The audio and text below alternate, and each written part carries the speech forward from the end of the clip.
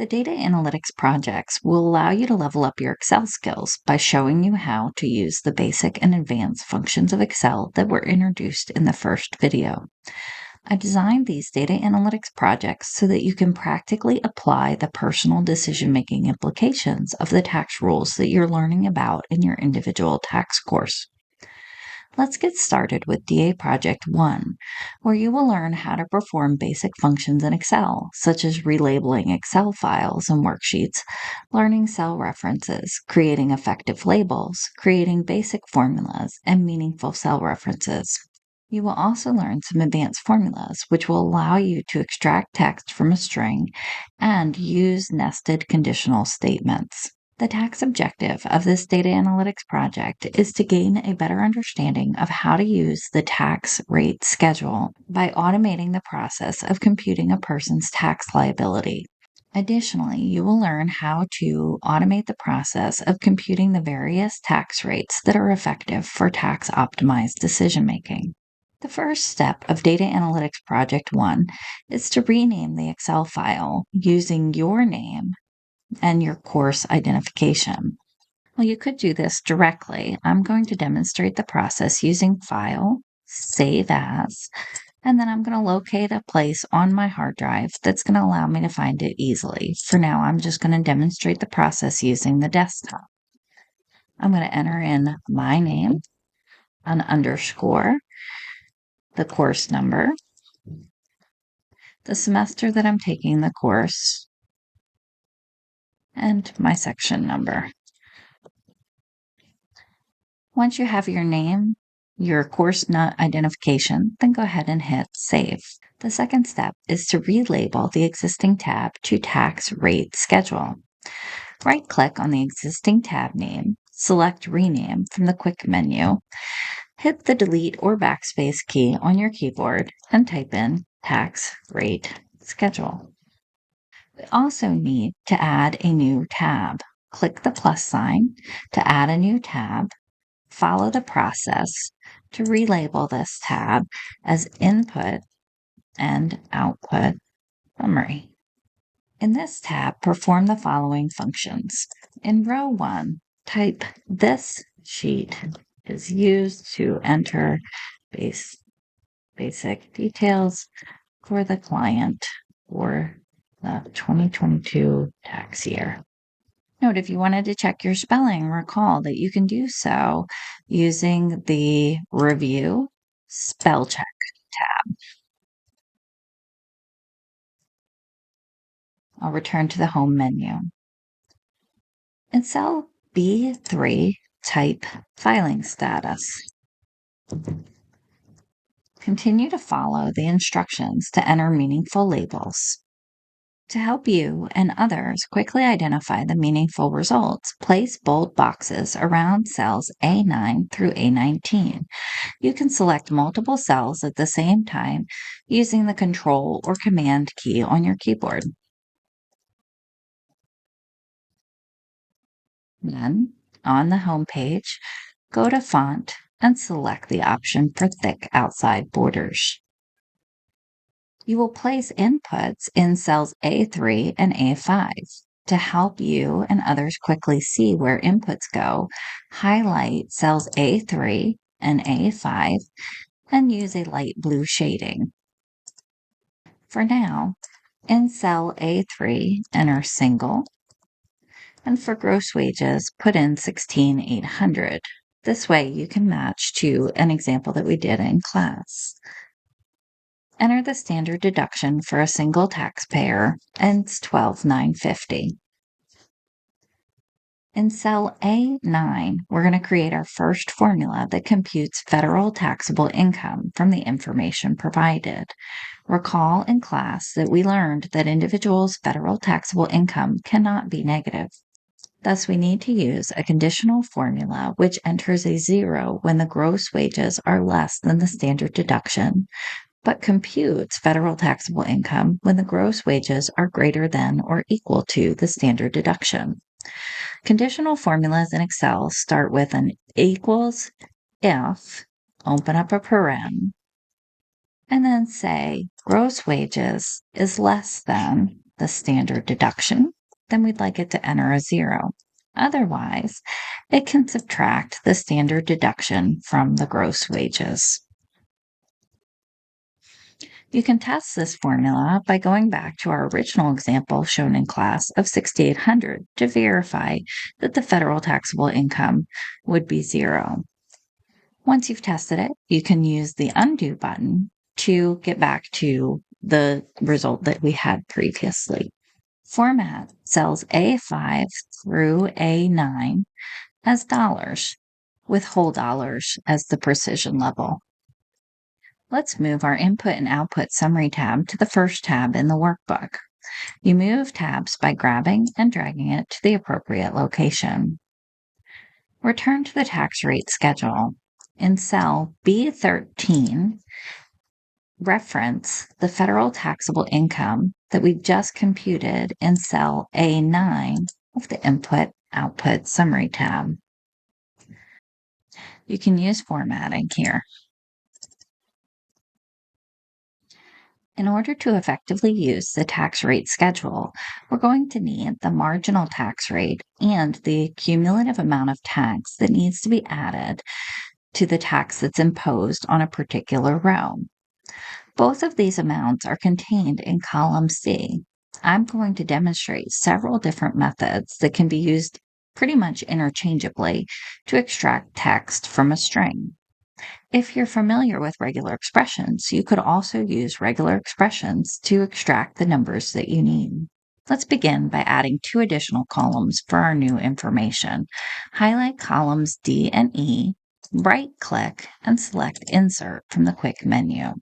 We're going to begin the process of extracting the marginal tax rate. The process is relatively straightforward for cell C6, since we just need to extract all text before the percentage. Enter an equals to start a formula, and then enter the terms text before. Open up a paren, select cell C6, enter a comma, then enter the percent in the middle of double quotes. The double quotes denote an exact string in many programs, not just Excel. For example, if you were conducting a Google search, you would likely use double quotes around a word or a phrase that you want the Google results to contain. Close your paren. At this point, the formula tells Excel to grab all text before the first percent in cell C6. Since this is a percentage, divide the number by 100 to ensure that it will be used appropriately in later formulas. Once you've done this, go ahead and hit Enter. My Excel wants to autofill, which is going to cause a problem for all of the other values. I'm just going to delete those out.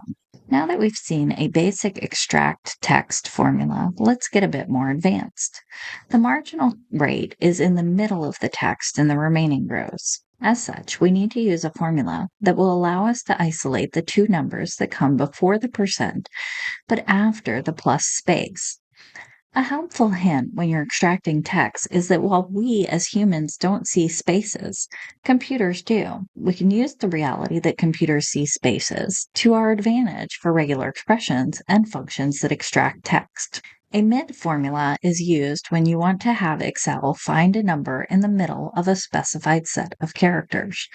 We often call a specified set of characters a substring, while the full set of characters is called a string.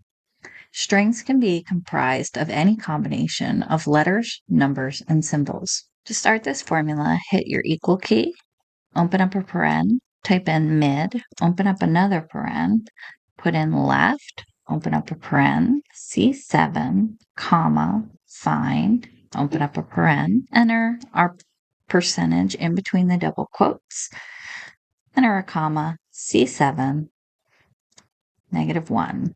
At this point, our formula tells Excel to find the characters that come before, to the left of, the percentage sign. Next, we need to tell Excel where to stop grabbing the data from.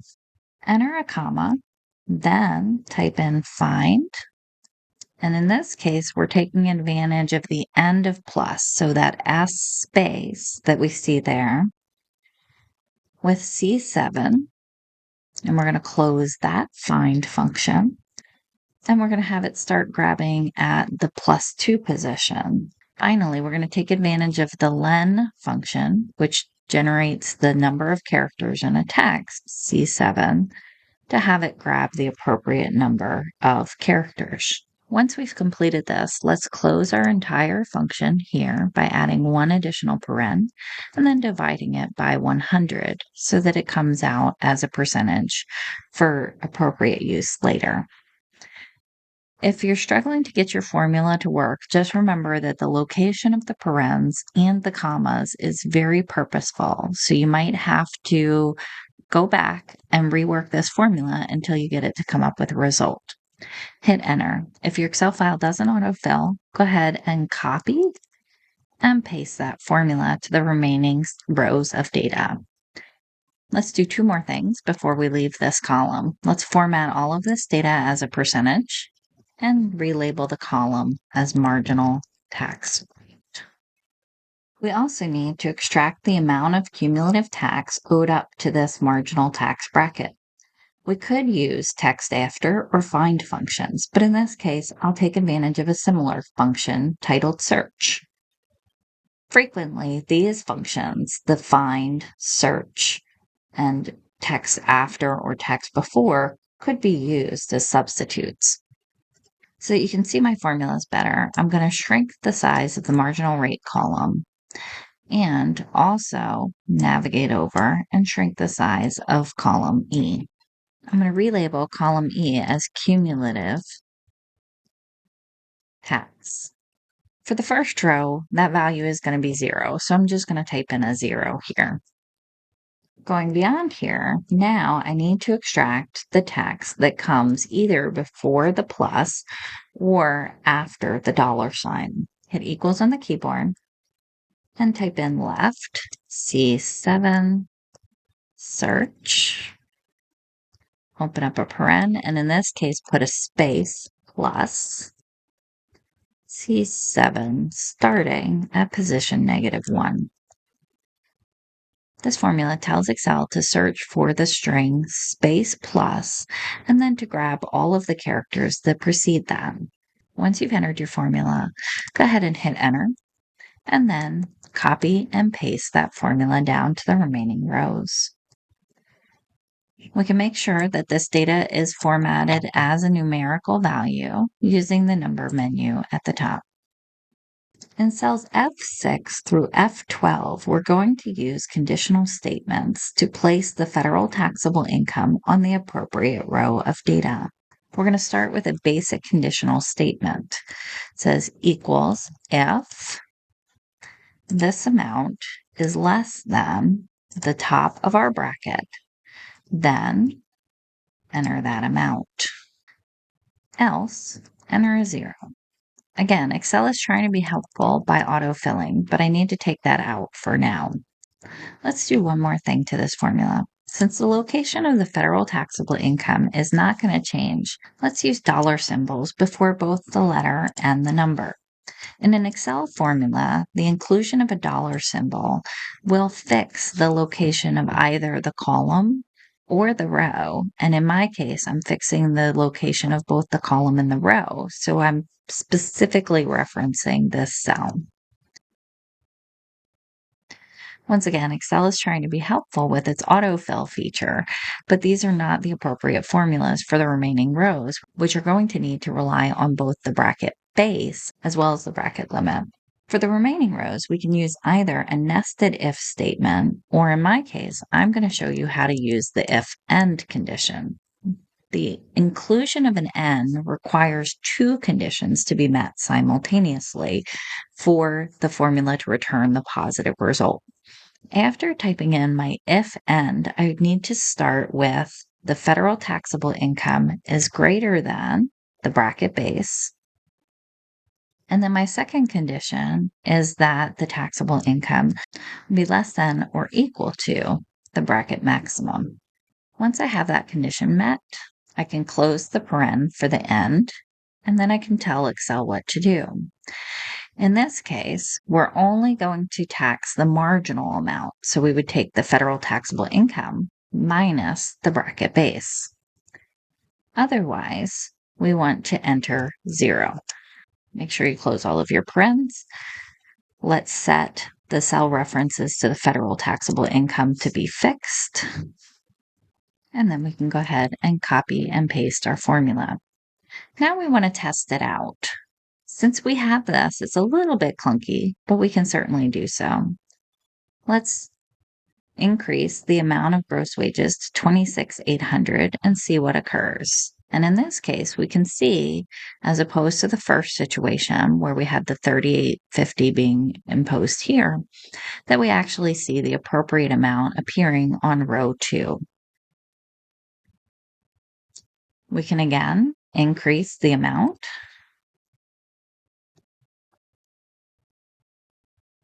and verify that the appropriate amount is getting reported on row 8.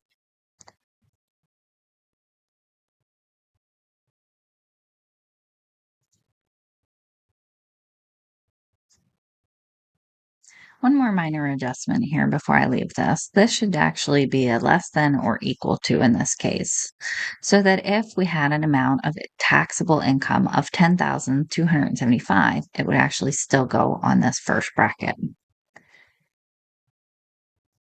See if you can follow the remaining directions without support to finish Data Analytics Project 1. Good luck, and I look forward to seeing your submissions.